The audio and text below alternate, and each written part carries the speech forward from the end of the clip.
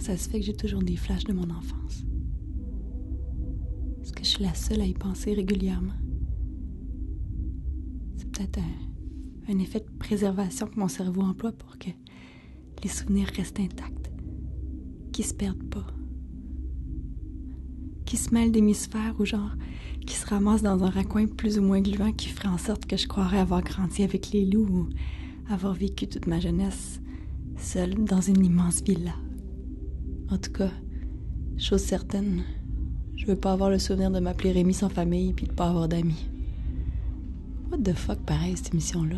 C'est pour les jeunes, mais c'est quand même trash. Anyway. Aïe, aïe. Ça en est passé du temps depuis le primaire. Les projections que je me fais de ma jeunesse sont rendues comme des vieux classiques que t'écoutes quand t'es malade. Retour vers le futur.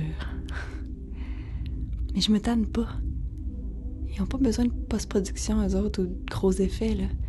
C'est vraiment des effets spéciaux faits à bonne franquette. Et on bâtissait des forts aussi gros que l'église Saint-Jean-Baptiste. Puis après, il y avait des géants qui venaient les détruire. Mais ça nous faisait pas peur. On se laissait pas faire. On se laissait jamais faire. Mais qu'est-ce qui était cool, les 6e année, pareil. Il en fallait beaucoup pour qu'on se laisse diriger. On était des petits révolutionnaires. On voyait les choses comme elles étaient, puis on le disait. On mentait juste quand on nous pognait à copier à dicter. Mais là, le mot « accepter » sans X, c'est con. Ça se prononce « accepter ». À cet âge-là, j'aurais donc mis un X là-dessus. On avait peut-être raison de faire chier le peuple de même. On n'a jamais voulu rester tranquille puis faire des puzzles. Pourquoi qu'on en ferait partie maintenant?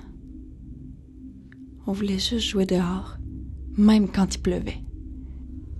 À la dégelée, on prenait chacun une pelle, puis on pelletait. On passait toutes nos récréations à pelleter, à dégager la glace qui nous empêchait de courir. J'y repense maintenant, puis ça me semble logique. Quand la cloche sonnait pour annoncer la récréation, on se garochait vers le hangar à pelle et à jeux extérieurs. On voulait avoir notre pelle. On voulait pas être de ceux qui pelleteraient pas. On pelletait. À cette époque-là, j'entendais pas le bruit chaotique que provoquait le grésillement de la pelle sur l'asphalte dégagé. Maintenant, je l'entends lorsque je passe près des grilles de l'école. Ces grilles obscures. Je me rappelle lorsque le grillage noir a été installé. Intrigués, on regardait les barreaux. Wow, c'était bizarre. On avait fini par s'exclamer, collés sur les barrières, en scandant des « Libérez-nous! Au secours! » Je me rappellerai toujours l'expression de Madame Micheline, complètement gênée de l'irrévérence de nos troupes. Cette femme-là, manifestement impuissante, qui fut en partie le moteur de toute cette fougue qui nous habitait. Son attitude dictatoriale aurait pu faire l'inverse, nous soustraire.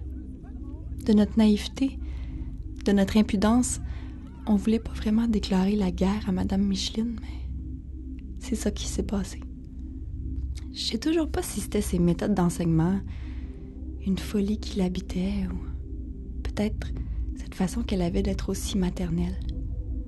Elle agissait comme une mère stricte qui sait pas trop comment punir son enfant dans une situation qui la dépasse.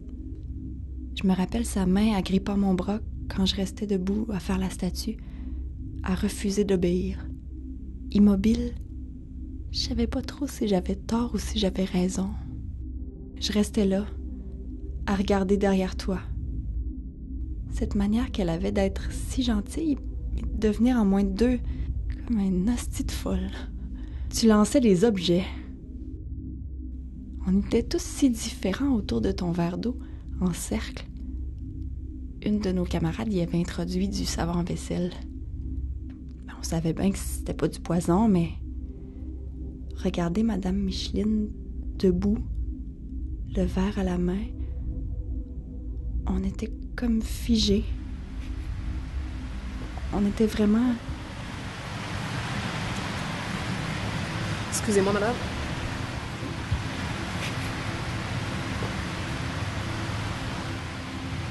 Madame.